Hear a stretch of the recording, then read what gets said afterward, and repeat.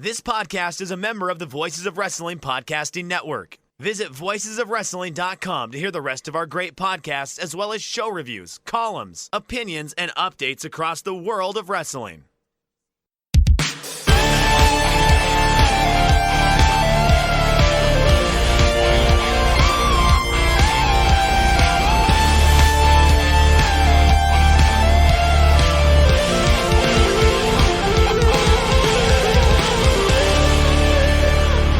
Welcome back, ladies and gentlemen, to another episode of The Good, the Bad, and the Hungee here on the Voices of Wrestling Podcasting Network. My name is Tyler Fornes, and Fred, this is a wonderful day because we don't have to talk about Larry the Dog. Yeah, this is Fred Moreland. I am so glad that we're done with the major drama of the summer of AEW, and we can just move on to talking about the show some, although I may soon regret this because there really wasn't a lot of news this past week. So, and we'll end up probably spending 45 minutes talking about news stuff. Let's kind of start off with the brawl out drama because we don't have anything specifically stemming from the drama except projecting forward. This was interesting, something that you found this morning, Fred. The Young Bucks have copyrighted the Wayward Sons, and when they first had that vignette appear a couple weeks ago on Dynamite, we hypothesized in this space about the fact that maybe they're not coming back as the Elite and they're coming back as something else. And this brings a little bit of credence to that. I don't know what the Wayward Sons are going to be, if they're going to be completely separate from the Elite, if they're going to be a whole new act, or if this is just like a moniker, like Triple H is the Game, and then he came up with the King of Kings. But in all essence, it's the same character. So I thought that was really interesting, and it was worth noting that they were also backstage on Dynamite this past week, and we saw some furthering of those vignettes as well. What do you take with this Wayward Sons thing, Fred? I don't know. I'm kind of trying to think of what the worst possible outcome for it to be, and I've stumbled upon Disciples of Apocalypse ripoff. Or if they're a Kansas cover band. That too, yes. After all they are in these vignettes is dust in the wind. I don't know, man. I think it'll be interesting to see. I could see, again, I can't really imagine them with like different gimmicks, like coming in, I don't know, even under a mask or some bullshit like that, like long term, like Los Bucks de Jóvenes. I don't know what Bucks is in Spanish, but like, it'll be interesting to see if it'll give them a new edge to the characters, because it felt like they had already kind of run through what they could do as far as just being the Young Bucks, both as faces and heels in the first 2.5 years or so of AEW, 3 years, I guess. I don't know. What do you think? Like, how do you think it's going to play out? I think we're getting some variation of the Young Bucks characters, and I'm very excited about it. I thought that from the beginning, ever since we got that the Elite were not going to be coming back as the Elite, and it was going to be some kind of fracture in who they are, what their characters are. And we all know how much they love the melodrama. That's very well known at this point. I think that they're going to have to work their way back to calling themselves the Elite, and I think this is another step towards that. I really don't know how it's going to play out specifically, but this tells me they're not going to be the Elite right away when they come back, and quite frankly, that has me excited. Yeah, it'll be different, and hopefully a good different. I think it probably will be, but it's always good to be able to at least tweak your character, and hopefully we'll get some interesting things out of it. Oh, I would love some interesting things, Fred, because what's nice about interesting things is we do not have to talk about Larry the Dog, and I am speaking of interesting things. Last Dynamite. Oh, yeah, no joke. And we're going to get to that. Yeah. A couple more things. Something else you found this morning, Fred. MJF was cast in The Iron Claw, which is the movie about the Von Erichs, as Lance Von Erich, the fake one. And I think that could be very interesting. Have you seen Zac Efron and how he looks for that movie? He looks jacked and a bowl cut. He looks like a professional wrestler. Like, he does. It's great. Specifically a 80s professional wrestler. I have a cat demanding attention. My apologies for the yowering on in the background. Yeah, I'm hoping this will be a good movie, and I think MJF will be a good addition to the cast. Now, if you're not familiar with Lance Von Erich, the little bit I do know about him, is basically that I think it was after the deaths of David and Mike that they wanted to beef up the Von Erich ranks in world class in Texas, and so they got a guy who I guess kind of looked like a Von Erich, and we're like, well, now you're Lance Von Erich. And he was around for a couple years. I don't think he ever really, from what I've read, I haven't watched that much world class stuff, which is a me problem. But my understanding is it didn't really work out that well. And after a couple years, he went to Fritz Von Erich and said, "Hey, I need more money," and didn't get it. Left, and then after he left, Fritz Von Erich went on TV and buried him for being a fake Von Erich, which is kind of hilarious because the person who made him a fake Von Erich was Fritz Von Erich. So just really weird territory story of sorts. I think MGF could be really good in that role. I honestly think there's a chance that maybe the biggest threat to him being around for AEW long term is not so much WWE as Hollywood, but I could see him having success as an actor, though I guess we'll see. But cool news all the same. Oh, absolutely. Anytime somebody gets an opportunity in Hollywood, it one helps build the profile of the company, two helps build their own profile, and three, this is basically acting with athletes. Like you're putting on a performance, and it's obviously much different from just being a traditional actor, but it helps all in the same. It's in the same bubble. Like this is one of the reasons WWE calls it sports entertainment is because it's entertainment with a sports element. Because wrestling is based on real sports. You're doing actual athletic maneuvers, but you're still putting on a show. You're still acting like promos, characters. Like I think this is an objectively good thing. I don't know if MJF will necessarily leave wrestling at this point, even if he were offered a lot of big bucks, because he is a nerd like us. He wants to be the best ever, and he is driven to be the best ever. And I don't know, everybody has a price, but I don't know if that dollar amount is going to be high enough for what Hollywood will be giving him for him to leave this at this age when he is on the come up and potentially making himself into one of the biggest stars this country has ever seen. Obviously, that's a little hyperbole at this point because we don't know what the future holds for MJF, but on the trajectory that he's on and how great he already is, he's got a connection with the crowd, and he's already getting comparisons to The Rock. I don't think it's absurd to think that he could rise to a level that is mostly unprecedented. Fully agree. All right, let's keep going on with the news here, Fred. House shows. We're going to talk a lot about Double J, who always wins. But the interesting part from a non-wrestling perspective is he was added to The Office. And the idea of adding him to The Office seems to be house shows are in the future of AEW. And I think that's an objectively good thing. One, you need more in-ring time for a lot of people. This is where Jade Cargill should go on the house loop circuit, wrestle every single weekend, once or twice, and boom, there you go. That is how you get her more experience. You have a lot of people on this roster who could thrive by getting a lot more experience, and I think this could be an objectively good thing. Now, the interesting thing about adding house shows is how is that factored into these guys' contracts? How much more money are they going to need to get because they don't already have house shows. They have Dark Elevation, but those are Dark is taped in bulk in Florida, and Elevation is taped before every Dynamite or Rampage. So I'm very intrigued to see how this all plays out. Yeah, I think it will definitely be a good thing for the talent as far as development is concerned. Now, the one downside of it for Tony Khan is it's probably not going to make him money. Of course, that has to be part of the analysis, but at the same time, I don't care. He's a billionaire. He'll be all right. But, I think that, Dave likes to talk. Dave Meltzer likes to talk about how house shows aren't a money-making thing and how he doesn't think AEW will make as much money running Ring of Honor pay-per-views as they will doing AEW pay-per-views with the branding. Mm-hmm. I think that's kind of missing the forest for the trees. Yeah. I think AEW needs to start developing their younger talent that are not yet main eventers to get them to the point where they could be, or to at least figure out what they have. And the best way to do that is by having them work, obviously.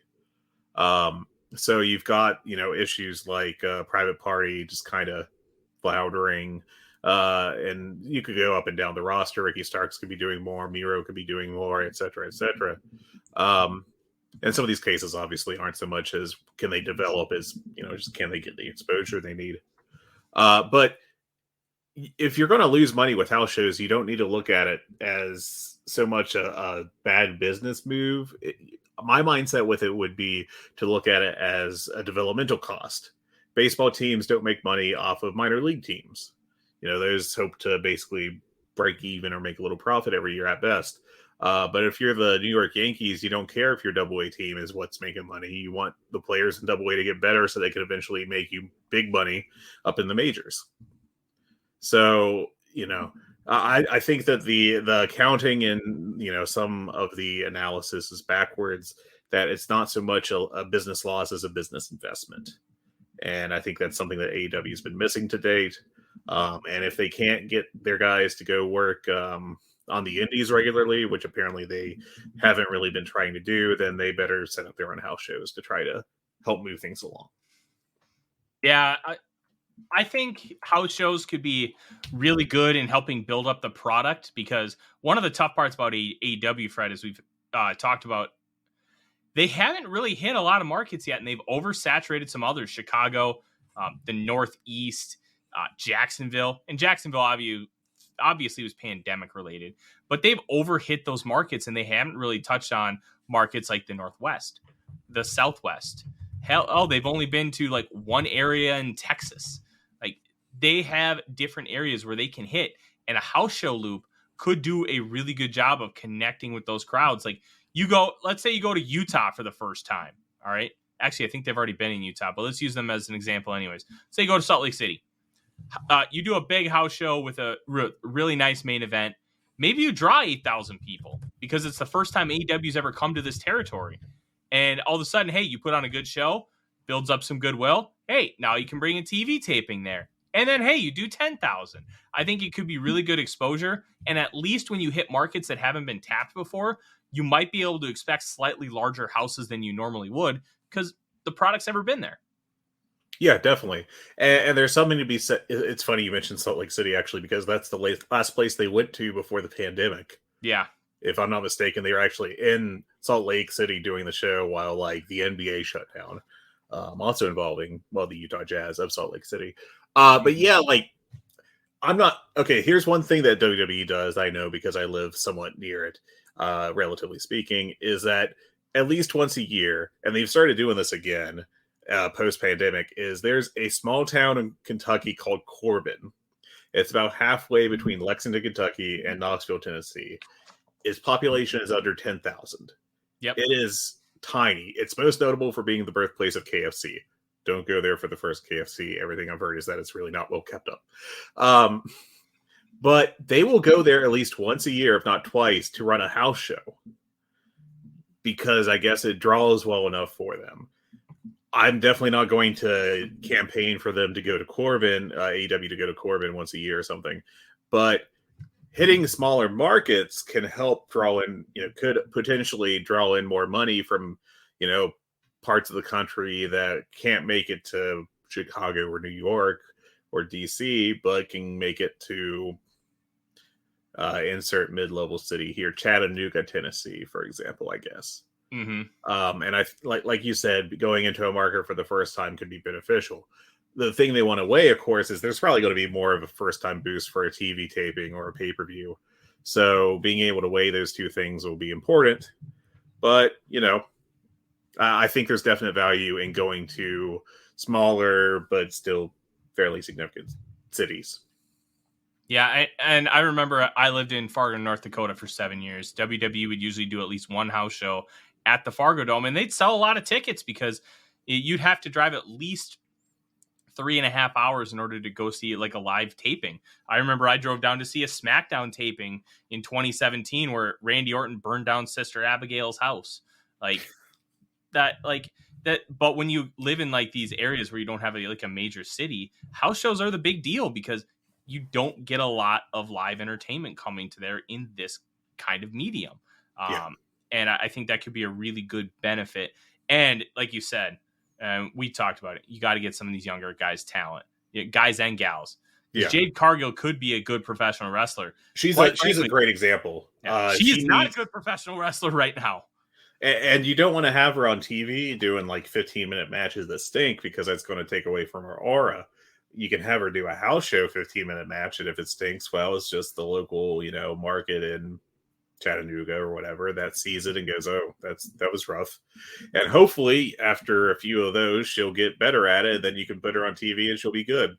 But it's not just like working matches, it's working different styles and matches with different expectations, and being able to have those experiences can really be beneficial to you as a pro wrestler. Yeah, absolutely. Let's keep moving on here. Hey, guess what, Fred? We got more word that Bandito has signed. It's great that we keep hearing he signed. I want tangible proof.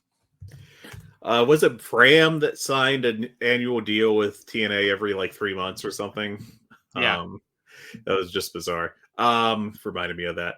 Yeah, I think that it was in the Observer newsletter this week that Bandito has actually signed, after a few weeks of people saying, oh, I think he signed, but he hasn't officially announced it yet or whatever.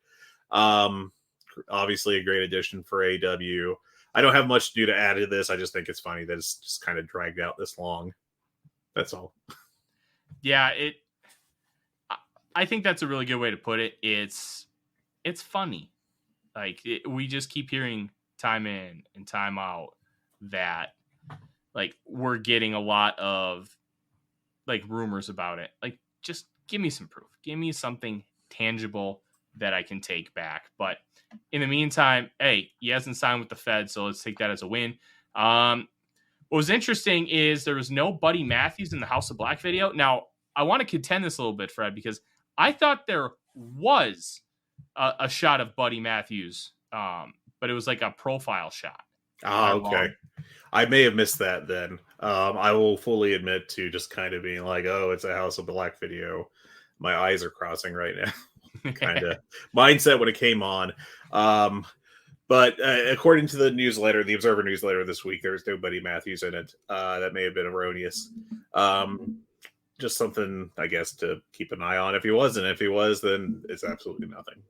Yeah, and you know what? Even if he wasn't, it still could be absolutely nothing, because Buddy Matthews does reside, I believe, still in Australia, and he may just be taking his time off back home, and they didn't want to fly him over for one vignette. Right, so, exactly. Yeah, but if the Observer reported it, then let's leave that as quote-unquote gospel, I guess you could say, because I'm probably wrong.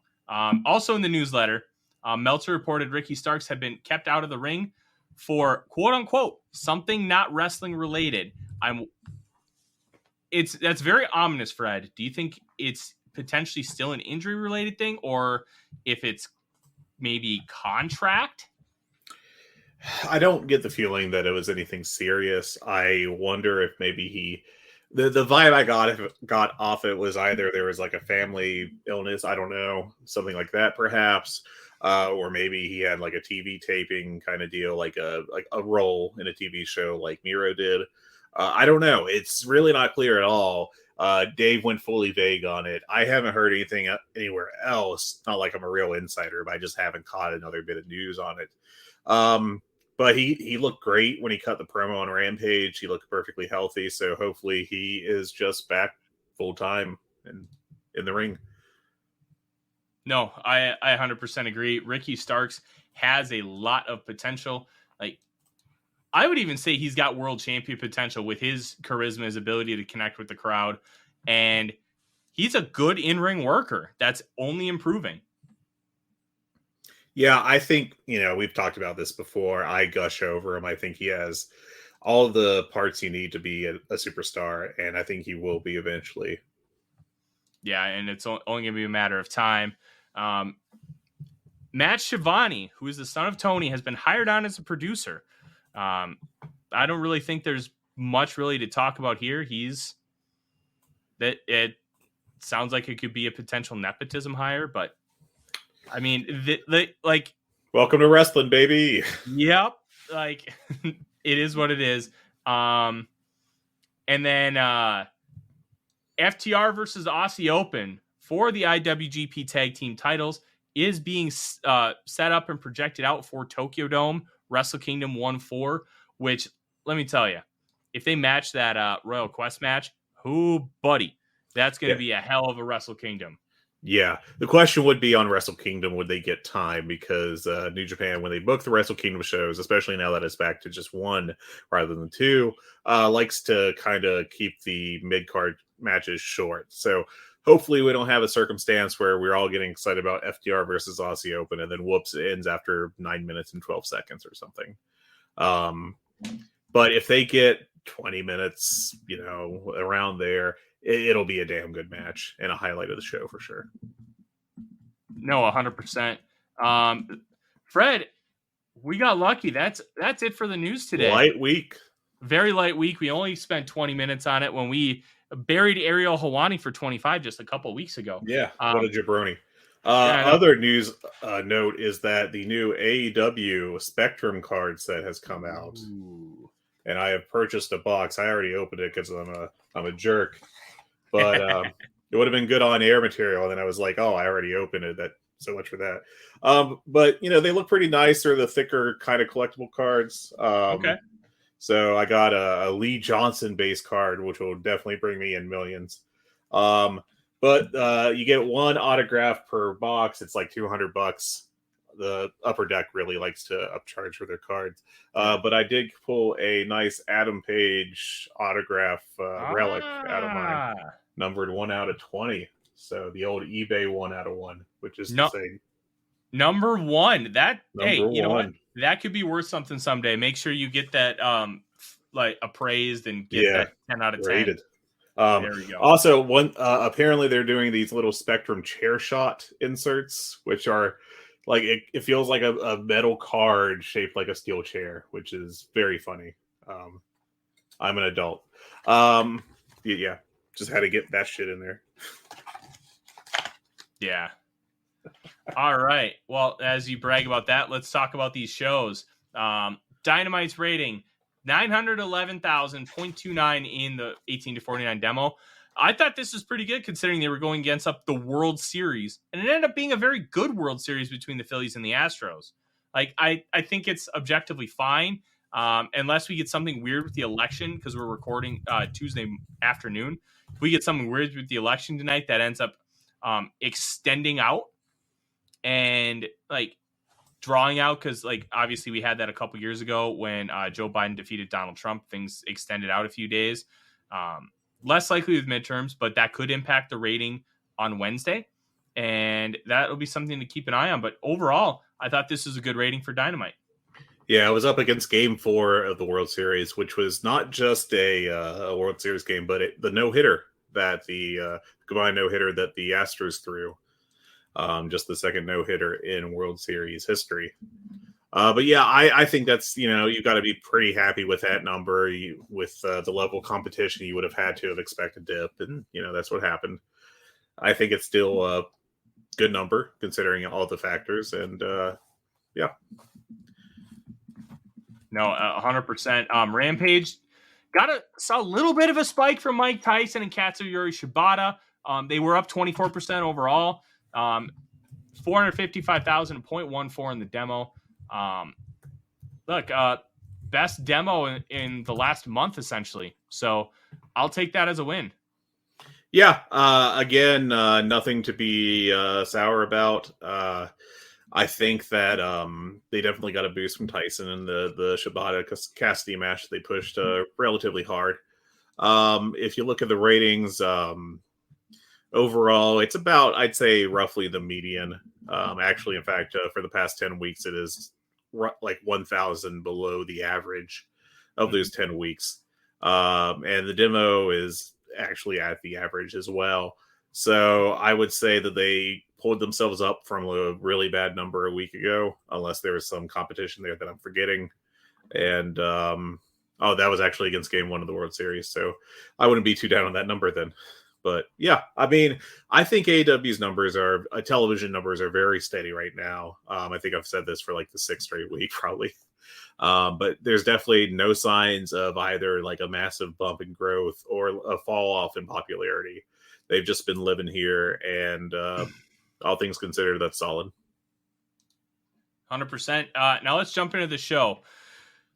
Fred, what did you think of this Dynamite? It was a weird as hell Dynamite, man. Weird isn't always bad. Weird isn't always good, though. I will say that, there's a lot of discourse about Jeff Jarrett. The one thing I want to start off with, though, is the awful, the horrid reaction to Cole Karter on as the masked guy, the guy from Darby Allin's past.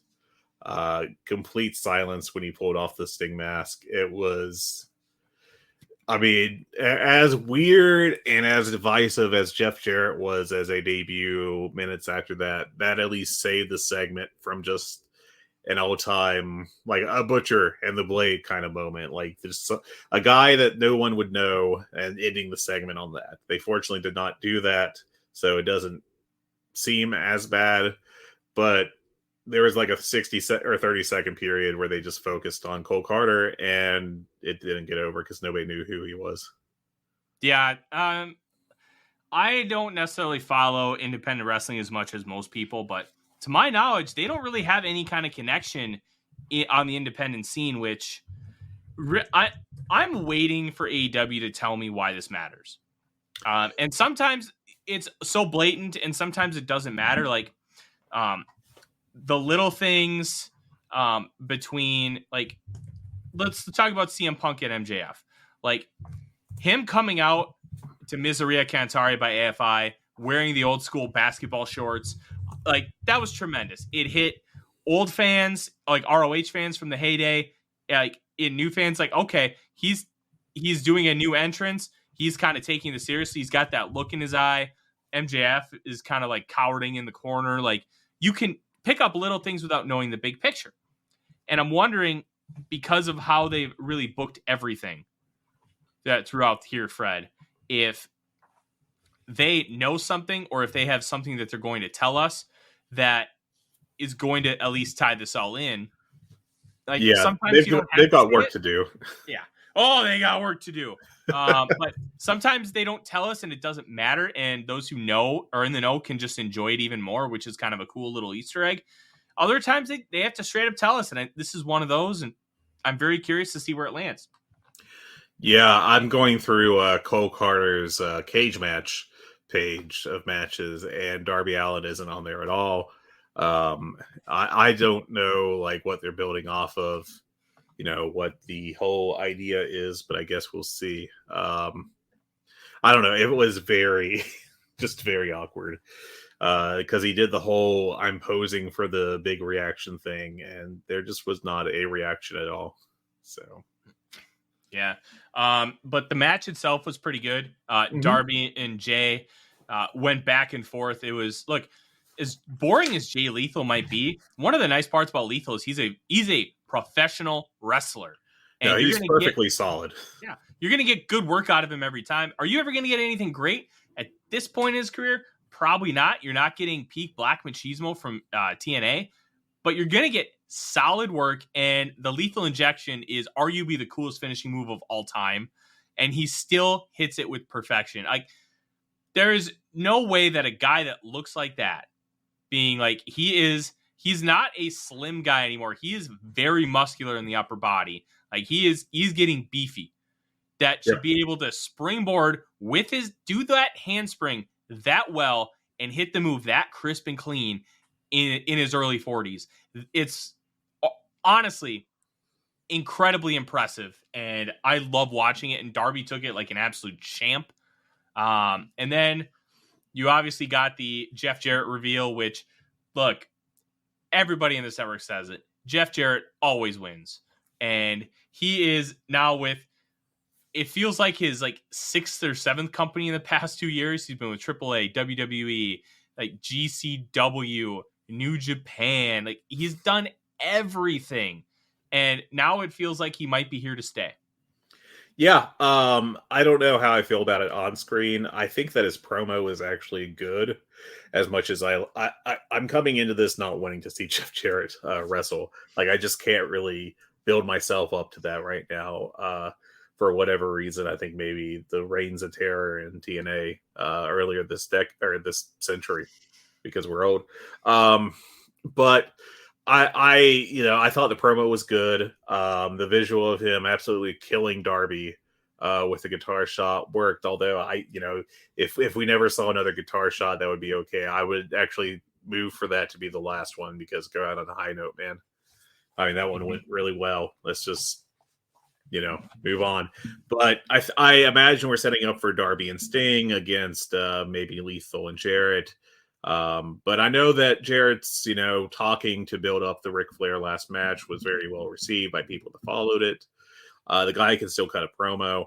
It's just a matter of slotting him correctly on screen and making sure that it's not somehow going to be main event player Jeff Jarrett in his 50s or however old he is now.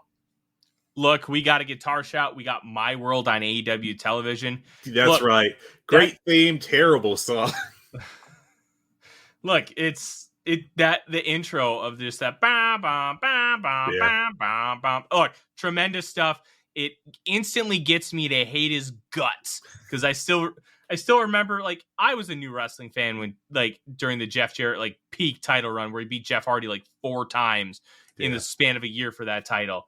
Like, hating him so much, and he buried Monty Brown. And then when AJ Styles beat him for the title 1 month after that great cage match against Abyss at Lockdown, like, whenever you hear that intro, I just think, I effing hate this guy. And I still do a little bit, but it's fun now because Jeff Jarrett is evolved into almost like a mythical figure rather than just a professional wrestler, because of how his career path has really evolved since he left TNA. Yeah, like, there's no logical reason to actually expect him to be pushed as a top guy, as a heavy main event or anything. But it's just, I'm so conditioned at this point to expect that to happen with him that's where my mind instantly went. I think that if it's done appropriately, it could actually be very fun. I just hope he doesn't. Maybe 3 matches a year tops for Jarrett would be all right. He still could throw a hell of a punch too, which is nice. Absolutely. I think Jarrett and Sting obviously have a history. If they play off of that, I think this could be something really fun. And it's something to keep Darby involved in a main story while keeping him away from the TNT title, because we don't need to see him continue to lose to Wardlow. Like, keep him away from that title for now. Maybe get him involved with the All-Atlantic here down the line. But I think this is a really good thing for Darby to be involved in a prominent story that keeps him away from titles. Now, for the match, I wasn't that crazy about it. I only went 3 stars, but there were several cool spots that happened. Like, I love Darby doing the tope to Satnam Singh and just bouncing off him. Like, that was fantastic. And with Darby just completely going limp, that was a great moment. There was a German suplex on Darby on the apron, which was scary as hell. So we still got our requisite scary Darby bumps in this match. It's Darby. You're going to have those. Oh, yeah. Like, I gave it 3 1/4. It was a good wrestling match. Yeah, there was nothing wrong with it. Yeah, you really can't complain about it. After this, we had the AEW World Championship Eliminator match. Jon Moxley versus Lee Moriarty. Look, this was fine. I think that they have something more in them, but this was obviously a vessel to get to Ethan Page and building him up for the Winter is Coming title match, because they're going to have that tournament go on before Full Gear. The finals will be at Full Gear, and I expect Ethan Page to win.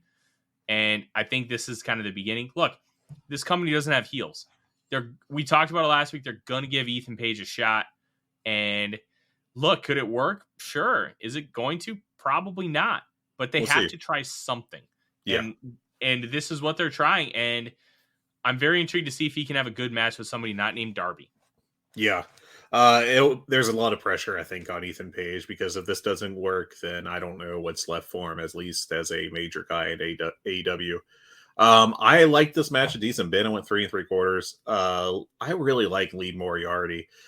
He's very impressive in the ring. I like he has this different kind of technical approach that you don't see very much of that I like. And I thought he and Moxley really worked well together. Funny note during the match is this was being held in Baltimore. And of course, the quarterback of the NFL team there, the Ravens, Lamar Jackson, came into the building in the middle of this match, leading to loud chants of MVP. Commentary tried to cover for it. Was it Taz or Excalibur? I forget who. That was like, yeah, Moxley is the MVP of this company. And then someone else, I think maybe Shivani on commentary, was like, that's actually because Lamar Jackson's in. But just kind of disrupted the show for a couple minutes there, which was pretty funny, and then led to a good Chris Jericho moment. Yeah, hey, listen, give me more Lamar Jackson on TV. And that was just another one of the oddities on this show. And we're going to talk about another really major oddity here in a little bit. I thought this was interesting because Renee Paquette was supposed to sit down with Dr. Britt Baker and Saraya at the same time, but Baker didn't show up, and we found out why later when she appeared with Tony Schiavone and Jamie Hayter, saying only Tony interviews her, which I thought was a really nice touch considering how their relationship has been over the course of AEW's tenure. Yeah. But there was some interesting stuff.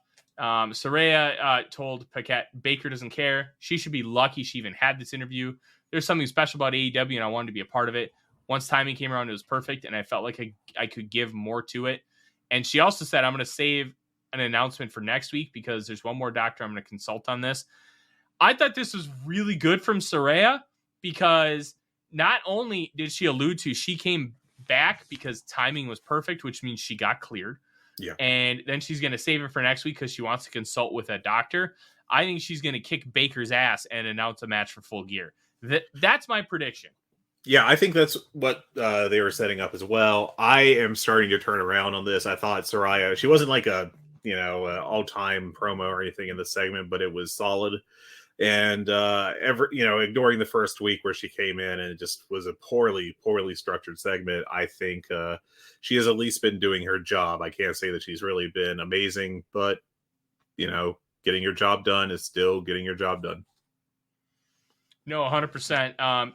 This will be interesting to see how it all goes down. Right after this, you had Tony Schiavone backstage with William Regal, not quite Britt Baker yet.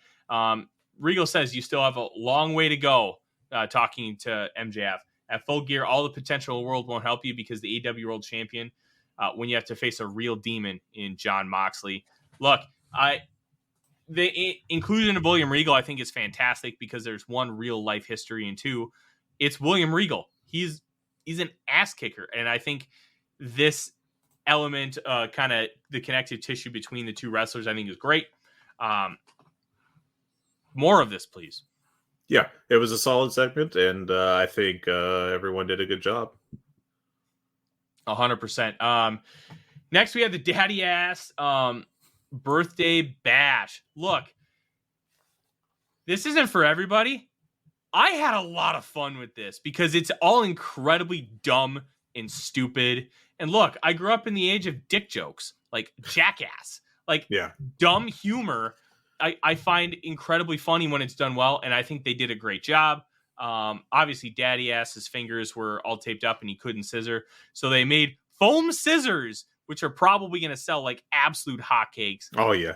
They got a pair of scissors from a kid in the stands, and then they presented it to Billy Gunn, and then they also gave Daddy Ass a certificate of adoption to adopt both of them. And then that's when we get the Gun Club coming out, and William Morrissey leveled Billy Gunn, and we get basically this ended up setting up an 8-man tag for next week, which will be tomorrow. As I pull up my notes, it's going to be Swerve in Our Glory and the Gun Club versus the Acclaimed and FTR, because FTR came out to save them. Look, I don't know what you thought about this, Fred. I thought this was a lot of fun, and it was incredibly stupid, but fun stupid.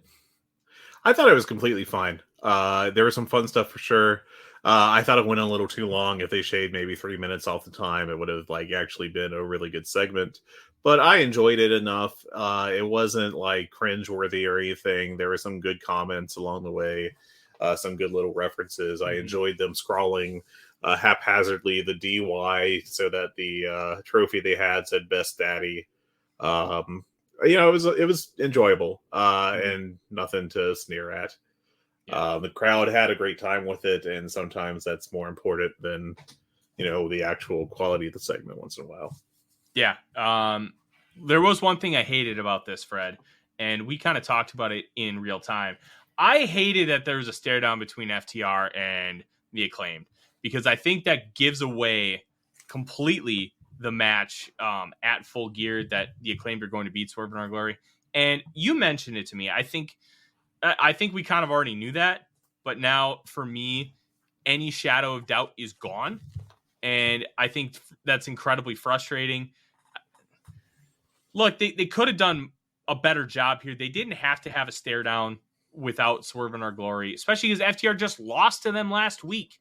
I hated it. And maybe I'm just reading too much into things. I don't think you should do that to your customers, and it bothered me. Yeah, there's probably a different way to handle it where you would have largely accomplished everything else, but not have the such a giveaway on a likely match result. I thought that it was unfortunate, but not like the worst thing I've ever seen. And frankly, tomorrow they can just have a segment where FDR stares down with Swerve in Our Glory, and I think that'll probably help rectify it some. Yeah, you're probably right, but I was just very annoyed. Now is when we get the interview segment with Shivani and Britt Baker and Jamie Hayter. And the line from Baker that I found was very interesting. "Welcome to my interview on my time. We just want to wrestle. Find us a tag team to wrestle on Friday. Let's do it." And they ended up wrestling on Rampage against Madison Rain and Sky Blue. Look, I think it's cool that Baker is utilizing the fact that she has that connection and relationship with Tony Schiavone and look, she's a heel. Yeah. She's slimy. I thought this was very well done. Yeah, I thought it was a solid segment as well, and I like the fact that they've kept continuity going with their relationship over the years. Yeah. All right. Now comes a time where we get some more CM Punk stuff as the Ocho, Chris Jericho, comes down to the ring with Jake Hager and ROH Pure Champion Daniel Garcia to face a former ROH champion. And then you get the boom, boom, Colt Cabana music. Yep. And he comes out to a huge reaction. And you could tell Cabana was a little choked up. I thought this was really well done. You're obviously sticking it to Punk, and that pretty much signals. And we've heard rumors and reports that he's done with the company. Yeah, that's been talked for weeks now. Yep. I thought that this was well done. And I'll give all the credit to Joe Lanza, and I completely agree to him. He said, you don't do this unless you have everything signed. Probably not. Yeah. Yeah. So that tells me that at least theory tells me that this is 100% done. I thought this was good. You essentially got a visual pin with the Superman with Colt Cabana having Chris Jericho, but he was pulled out of the ring by Jake Hager. And Jericho wins with an ugly looking code breaker. I thought this served its purpose, but the match could have been better. Yeah, I thought the ancillary stuff, like Cabana coming out and getting a great pop, considering how his relative lack of push over the years in AEW, especially after that first year, it was pretty cool. I think Meltzer said that it was intended as a reassurance to the locker room that Cabana was around and was part of their plans, which sure. But as far as the on-screen product itself, what we got was kind of rough. The biggest botch of the match was I think the Chicago Skyline is what he calls it, where he does the drop down from the top rope and would have done like a chest buster on Jericho using the top rope. But instead they both fell off the top rope to the floor. And luckily Daniel Garcia had his head on a swivel and was able to step in and kind of help break that up and make it maybe a little less gnarly for the guys involved, but that could have been really ugly. The code breaker at the end of the match was kind of bad. I also think there was a moment right before the Skyline deal where Cabana did like 2 clotheslines to Jericho while Jericho was on the ropes, and you would expect Jericho to take a bump over the top rope to the floor, but I kind of wonder if it was Cabana was set up on the wrong side of the ring. Because on the opposite side of the ring was where the rest of the JAS was, and that was all shortly before the Skyline botch. So I kind of wonder if they got, just combobulated there and just were working on the wrong side of the ring for a moment. I went 1 3/4 stars on this. Like I can't even say it was average. There was just too much ugliness in it. Which is very disappointing because I know that you put these two together again and they'd have a much better match with far fewer ugly moments. But what we got was what we got. So, and you know what? It shoved it into CM Punk's face, and I don't think anybody's going to complain about that. This is where things got really weird. And we've already had weird. We didn't even talk about Rick Ross appearing on the show. Oh, yeah. I can't remember after which segment it was. I think that's later in the show, but yeah. Yeah, Rick Ross with Swerve Scott Strickland. Man, I cannot talk today. And then they're just standing there talking with Keith Lee, and more tension set up for the eventual turn of either Keith Lee or Swerve. And look, Rick Ross is already a top 80th percentile promo in wrestling. Yeah, he's great. Allegations. He was really entertaining in that segment, and I hope he comes back. Me too. I thought it was interesting that he appeared at the Baltimore show because he's a Miami guy, and you think that he might have appeared at a Miami show, but maybe there's some connective tissue with him being in Baltimore, or maybe even Lamar Jackson. But either way, cool to see Rick Ross on camera, and he did a great job. Next up was the All-Atlantic Championship match. Orange Cassidy defending against Rey Fenix and Luchasaurus. Look, this was a lot of solid, shit. yeah. It was a good match. I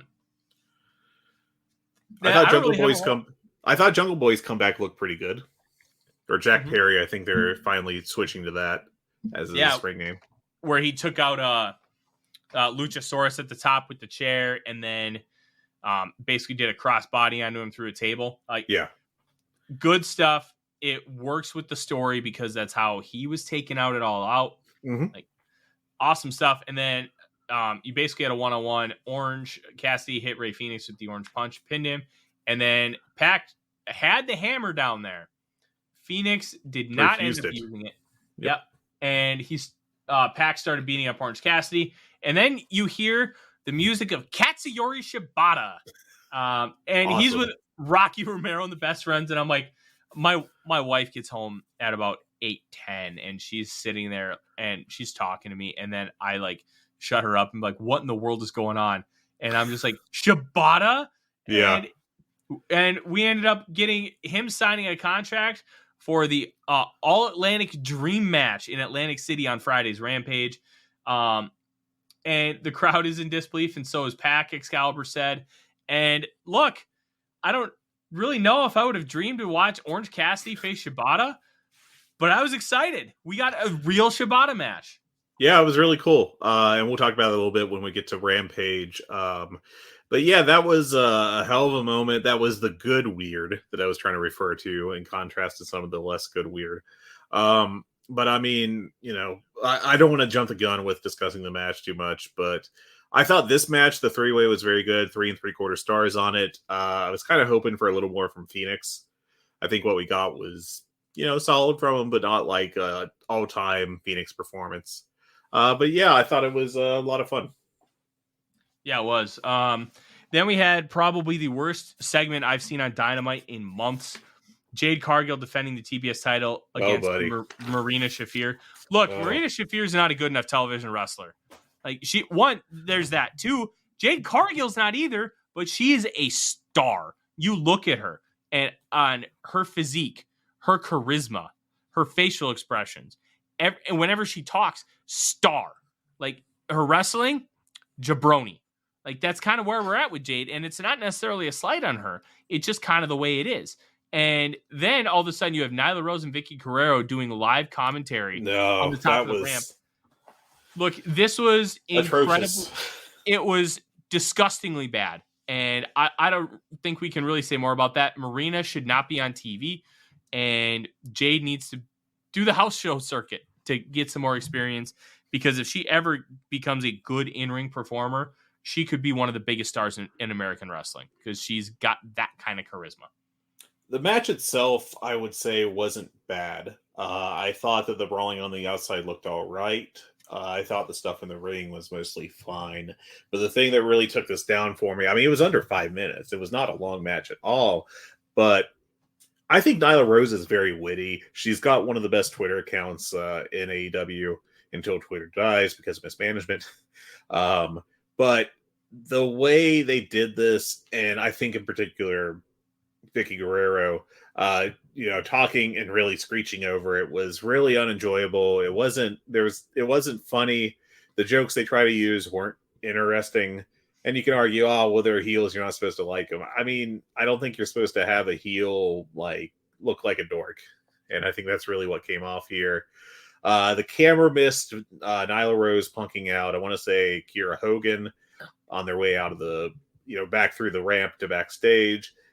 I just didn't like this at all. It just was a poorly planned and laid out segment, very bad. Yeah, very bad. That's about all there is to it. Yeah. Samoa Joe versus the Machine Brian Cage with Prince Nana, which I love that Prince Nana's in this company, for the ROH World TV Championship. I thought this was good. Yeah. Two big beefy boys doing beefy boy shit, and you get the wild spots from Brian Cage. I thought this was a 4-star match. I went 3 3/4, 4. Nothing wrong with that rating. Yeah, I enjoyed this. I coming away from this Dynamite, I thought there were a couple of bad segments. The Jericho Cabana one was bad because of the botches, and I guess the Jade Cargill Marina Shafir one was mainly because of just really poor layout. But I thought, this might have been the best match on the show. I think this show really lacked an all-time great match, or not even an all-time great one, but just a great one. Just one you'd be like, yeah, that was a really, really good match walking away from. And this is about the closest we got, I thought. Yeah, it was a very weird in-ring episode for Dynamite, but it advanced a lot of storylines. And I thought the important thing was here, the Gates of Agony, who are also members of the Embassy, attack Samoa Joe, and you get Wardlow coming out to save the day when he's ambushed by Powerhouse Hobbs, who gave him a massive spine buster. And Wardlow sold it like death while Hobbs holds up the TNT Championship. And we are looking at a Powerhouse Hobbs Wardlow match, which the way they built Powerhouse Hobbs in recent weeks, I think there's at least a shadow of a doubt that Wardlow retains. And I think that's objectively a good thing. Yeah, Hobbs could win, I think. It might actually be good. I don't know. I feel like what we've got recently is that Wardlow hasn't, I don't know, he's lost some steam, and maybe getting him away from that championship might help with that. I don't know. But yeah. Yeah, it's who knows at this point with Wardlow. They obviously had a Goldberg-esque build to him winning that title. But in a similar vein of WCW, they haven't done a lot. And I think it's more so on circumstance for Wardlow than just poor booking, which is what they had with Goldberg. And obviously WCW had circumstance too. But it feels like there's a lot more meat on the bones what they could be doing with Wardlow, and they're just not doing it at this point for whatever reason. Yeah, basically. Yeah. So let's get into Rampage. I will say, and you mentioned it to me pre-show, Mike Tyson was very good on commentary. Yeah, he was enjoyable. I don't know if I'd want Mike Tyson for every match, but for this match, Mike Tyson was a really good guest commentator. He was engaged. He knew a lot. He knew about the product. He knew about wrestling. He called it an STO unprompted. I mean, hell. Mm-hmm. I think he knew who Shibata was, which I would not have necessarily have expected from Mike Tyson. He was really into Orange Cassidy, obviously. I thought he did a pretty damn good job here. Yeah, I thought Mike Tyson was... You could tell you wanted to be there, and I think with guest commentators, sometimes that's the big difference. Yeah. Those who want to be there tend to be doing a better job than those who are just doing it for money. You could tell Mike Tyson was, one, excited to be back in Atlantic City where he had a few of his big fights, and two, he, like you said, he seemed to really like the product, and I thought it was a lot of fun. And JR was his normal grumpy self. JR opened the show by calling it Dynamite, which, I mean, just a simple mistake, but still, it's very JR. And it feels like he always makes several mistakes a week of that sort. And then when Mike Tyson was being super excited and talking over everyone, I feel like JR got kind of passive aggressive with him by like kind of repeating some of what Mike Tyson said mockingly. I feel like I don't know. It was very weird. Just in general, I don't know. I think that maybe he was annoyed that he was being talked over by Mike Tyson, which, I mean, frankly, in my opinion, if you're there with a guest commentator of that caliber, from outside the company, part of your job is to try to work with what they are giving you and to kind of steer around that and try to steer that as best as you can. And it felt like JR was just kind of annoyed by having to do that job. But the match itself, I thought was good. I don't think it was like an all-timer. I think that for like Shibata's first real match back as a professional wrestler, it was damn good. I thought he looked great. I don't think, just from what I saw in the ring, I don't think there's any concern to have regarding his health status. Medical stuff is a different issue, but just from what I could see on screen, one thing that I think was kind of unfortunate is that Shibata definitely wanted to do the spot where he takes seated kicks and then gets up like a badass, and Orange Cassidy just does not give good seated kicks to people. That part looked a little rough, but regardless of that, I thought overall damn good match. 3 3/4. Yeah, I gave it 4. I thought it was really important, Fred, that Shibata took legit head bumps. Yes. And this is a man who had a brain hematoma, who had his brain actually outside of his skull. No, he didn't. There's no way. Did. Well, Meltzer said that if your brain is outside of your skull, you're dead.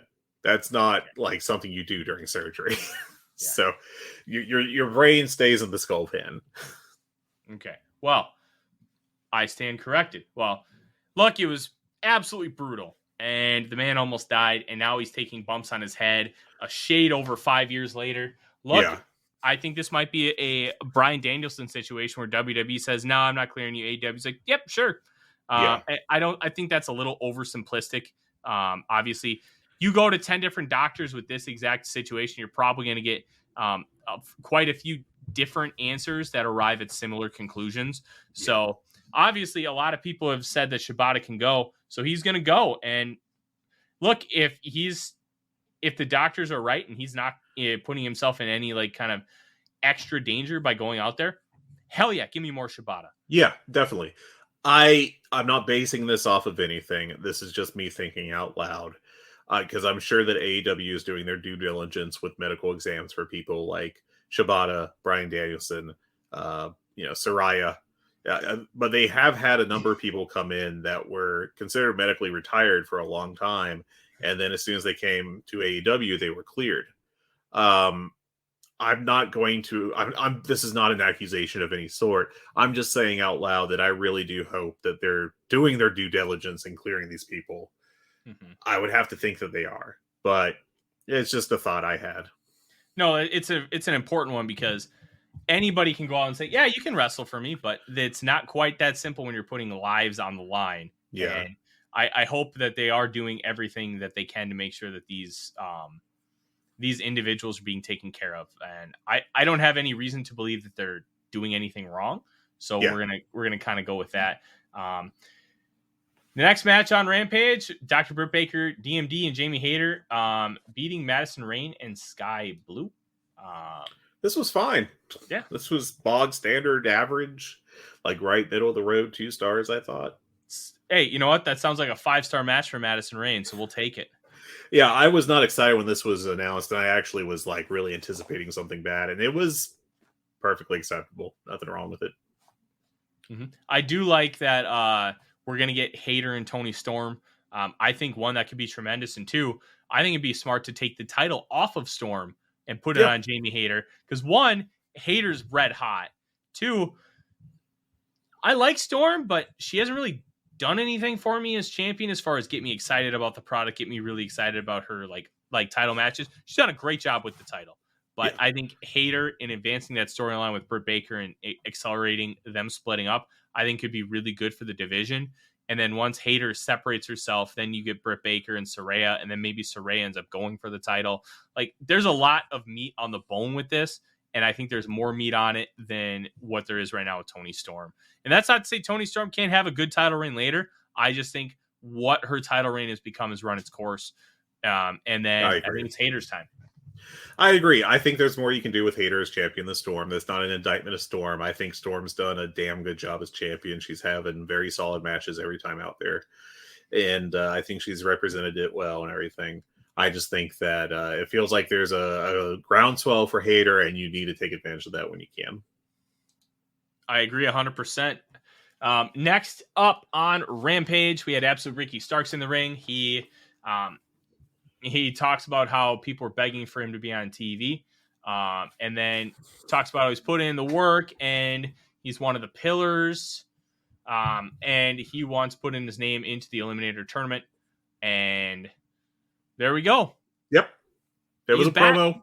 It was solid. It didn't like build to anything major or anything, but I thought it was fine. Like as far as structurally, and he's got a lot of charisma. The crowd wants him to do well. So hopefully, I don't know if they're going to have him win the tournament because as we talked about Ethan Page already, but you definitely have to think that he is going to be a major factor going forward. So, 100%. Oh, excuse me. Shortly after that, Sammy Guevara challenged the American Dragon Bryan Danielson to 2 out of 3 falls on Dynamite. Feels like 2 out of 3 falls is going to become Bryan Danielson's match here, Fred. And yeah, I think it could be really good, even though I was a little disappointed in their match last week. Yeah, it was a solid match. I mean, it was a good match. I thought it was actually, I think I gave it 4 stars. I was kind of hoping for more, but I think my complaint at the time was that it felt like they were trying to work a 25-minute match and they got 14 or whatever it was. And I'm assuming from a best 2 out of 3 falls, because this is a CMLL, that they will not just blow through the first 2 falls to get them out of the way because they don't actually want to do it. I think that there's a real potential that this could be a high-level match for AEW. Not like a match of the year contender, but like a AEW free television match of the year contender. Slap a couple of qualifiers on there. Yeah. I feel that completely. And then we'll talk about like best Dynamite matches here in a little bit. Main event time. Wardlow takes on the Gates of Agony, and you get Wardlow winning with the Powerbomb Symphony, getting powerbombing Khan 4 times, and then you have Powerhouse Hobbs coming out of the ramp and taunting Wardlow, motions that he wants the belt. I thought this was fine. It was a good match, and you got the best of Wardlow. And yeah, and you got the tease that there's dissension coming on the Wardlow team, because Wardlow, to stare down Hobbs, shoved Samoa Joe out of the way, and his reaction was basically, what the hell was that? So, we may build to something between those two, and that could be a lot of fun. But yeah, I thought this was a very, by this recent standards of Rampage, it was Citizen Kane. I thought it was a good hour of wrestling. We got a pretty darn good match. We got a solid main event. We got a decent women's match, and we got some pretty good promos. I liked a lot of the backstage promos we had to talk about. And I also liked the kind of show-long storyline setting up the Chris Jericho, Danielson, Guevara, and Claudio 4-way. Like, we had 3 different segments setting that up, and I kind of liked how those flowed. So, yeah. Overall, this is a pretty good Rampage. It would have been nice if they had loaded it up just a little bit more, especially with the inclusion of Mike Tyson. Because as great as a match as Katsuyori Shibata versus Orange Cassidy is for us, I don't necessarily know if doing that on 2 days' bill was a really smart move on AEW's part. That might have been something where you have Shibata debut last week, and then you could potentially get, because they only put 2,500 people in this building, and something they had a capacity of 5. You might have been able to sell 500 to 2,000 tickets anywhere in that range, because you're getting a live Shibata match.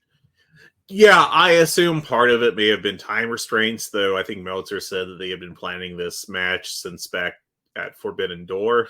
But maybe it was just an accessibility to Shibata issue. But ideally, yes, they would have done more build with this. But yeah, those are the shows this week. I didn't get a chance to check out anything that happened on the YouTube shows outside of AEW, which was with Excalibur this week. Excalibur broke several times while talking with RJ City. It was pretty fun. Yeah. All right. Let's kind of give a quick synopsis of what Full Gear looks like right now, Fred. Officially announced, you have Jon Moxley versus MJF for the AEW title. The Acclaimed versus Swerve Strickland and Keith Lee for the tag titles. Tony Storm versus Jamie Hayter for the interim world's title. Notice that, and we talked about Thunder Rosa potentially coming back in January last week, that could easily be decided at that point. Some stuff that has been teased is Death Triangle versus the Elite for the trios titles. Dave has heard this is probable, but not 100%. Jericho versus Claudio Castagnoli for the ROH title. Daniel Garcia, Wheeler Yuta for the Pure title. Wardlow versus Powerhouse Hobbs for the TNT title. Jade versus Nyla Rose for the TBS. FTR versus the Gun Club. Jeff Jarrett and Jay Lethal versus Sting and Darby Allin. Jungle Boy versus Luchasaurus and Britt Baker versus Saraya. We don't know if all of those are going to happen, but that is kind of the direction. And you see the connective tissue with all of those matches being a thing. Look, Full Gear looks like it could be a really good pay-per-view. It could be. I think that it has the potential to be a great one, but that list is really solid. Several great matches on there that I would be excited to watch. I hope that the show itself, including the pre-show, is not 11 matches, which is how many you listed off there. Mm-hmm. Because I think that'd be about 3 too many. But, AEW does like to pack their shows with wrestling. So, yeah. And they're still trying to build a tape library for that eventual streaming service. And the more matches you have now, the easier it is to sell, like, oh, we have this, and this. And that's one of the reasons why AEW Dark is such a big thing. Yeah, for sure. I just do worry that this is going to be too long and that by the time the main event comes out that I'll be tired because I'm old and broken. And that'll also be a fair chunk of the crowd. But Fred, I feel that 100. I feel that 100%. Let's talk about this here real quick, Fred. Prediction. Like, give me your best guess. When does the Elite come back to AEW TV? I think it will be. What is the date on Full Gear? The 19th? Well, yep. My guess would have been 2 Dynamites before, which would be tomorrow. I kind of think it'll be it might be Full Gear itself or the Dynamite leading up to it. I don't think it'll be this Wednesday. I think it's going to end up being the Dynamite leading up to it just so they can at least say, hey, they are officially back and boom, there's going to be a match because let's be honest, MJF is selling this pay-per-view. People are going to buy it to watch MJF potentially win the title. Yeah. Having an undercard with the Elite coming back, I think is a tremendous asset to selling it, but it could be the tipping point for some people. So I think doing it on the Dynamite before would make more sense than teasing it coming into the show. I agree with your reasoning. I feel like the timing they've laid out indicates more to me, just in my sense of time for the angle, that they might have their comeback be at the Winter is Coming Dynamite.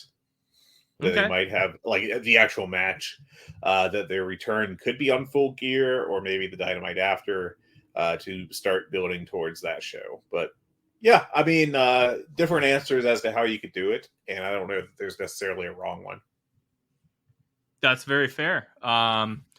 Look, Fred, that's our show. We are sitting pretty going into tomorrow's Dynamite. And the only thing that I can recall that's been announced is that 8-man tag we talked about earlier, Swerve and Our Glory and the Gun Club versus Acclaimed and FTR.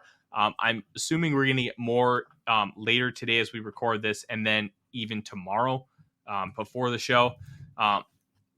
What I've noticed is that when there's a lot of story-heavy Dynamite stuff, they usually follow it up with a great wrestling show, and I think that's probably what we're going to end up getting tomorrow.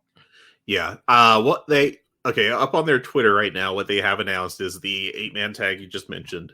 Mm-hmm. Bryan Danielson versus Sammy Guevara. We talked about that. Duh. Yeah. The Eddie Kingston, Ethan Page world title eliminator, which I expect Page will win. And also it'll play into the Eddie Kingston losing his mind gimmick storyline we kind of have going. Sky Blue versus Jamie Hayter, which will make some people very happy. We have Britt Baker and Saraya having a face-to-face confrontation, which could be very interesting. And then we also have John Moxley doing a promo, and also there will be an MJF segment. We didn't talk about this earlier in the show, so let's hit it right now. This World Title Eliminator Tournament, you mentioned the first match will be on Dynamite, Eddie Kingston versus Ethan Page. And then Rampage next week is going to have 3 of them. Lance Archer versus Ricky Starks, which is going to be a really nice dichotomy of styles. Bandito versus Roosh, which has a chance to really kick ass. And Brian Cage versus Dante Martin. Brian Cage and Dante could be a lot of fun, but I get a feeling from that one that there's a decent chance it's going to be like a 3-minute squash for Cage. I'm not saying that's what I want to see. I think there's a damn good argument that Dante Martin and him could have a really good match, and that we should see Dante Martin have a good performance because it's been a little bit since that happened. Mm-hmm. And I think that where he is, he's kind of a prospect for them. I mean, he is a prospect for him right now. Just having him be able to show out some will help keep him keep some momentum with him, because I think he's really cooled off over the past couple months in particular. But I do think there's a chance that they'll just be like, you got to keep Brian Cage strong. So it's 2-minute squash, but we'll see. Those other 2 matches could be really fun. I mean, Lance Archer is very good. And it's a shame that we don't get him on AEW TV more often. I think mainly because Tony Khan doesn't want to beat him. And if he's not doing anything currently with Lance Archer, then he doesn't want to beat him. No, 100%. And the one interesting thing about the potential semifinal matchup, Ricky Starks versus Brian Cage, could end up being 1, really good. 2, there's a lot of history between those 2. That'll be layered throughout the match. Look, we're in a very interesting part of the AEW calendar right now, because not only do we have Full Gear, they're going to transition right into Winter is Coming, which in itself is their biggest TV special style pay-per-view of the year. Yep. And also, I can only hope with Brian Cage and Ricky Starks that I don't think they will be, but that they'll be in Philadelphia. Because that was one of the greatest wrestling tweets I've ever seen, when Brian Cage tweeted, "Where's the Philadelphia street fight going to be?" And Ricky Starks responded, "In Philadelphia, you dumb bitch." Tremendous. Absolutely tremendous. Well, Fred, that is our show here today. Look, this is a fun time for AEW, and I'm excited to see where all this ends up. Yeah, I wasn't a huge fan of the Dynamite, but there's a lot of good stuff coming up. I thought Rampage was pretty darn good. And we will definitely, it'll be interesting to see where we go from here. Absolutely. Always. Yeah, 100%. You can find us on Twitter at GoodBadHungee, just as it is spelled on the show graphic. You can email us at hungeepod@gmail.com. You can find me on Twitter at TheRealForno. You can find Fred on Twitter at Flagrant Wrestling. Make sure that you like, subscribe, rate, and review our podcast. Give us those 5 stars so you can help us in the ever so evil algorithm and help us continue to grow this awesome show.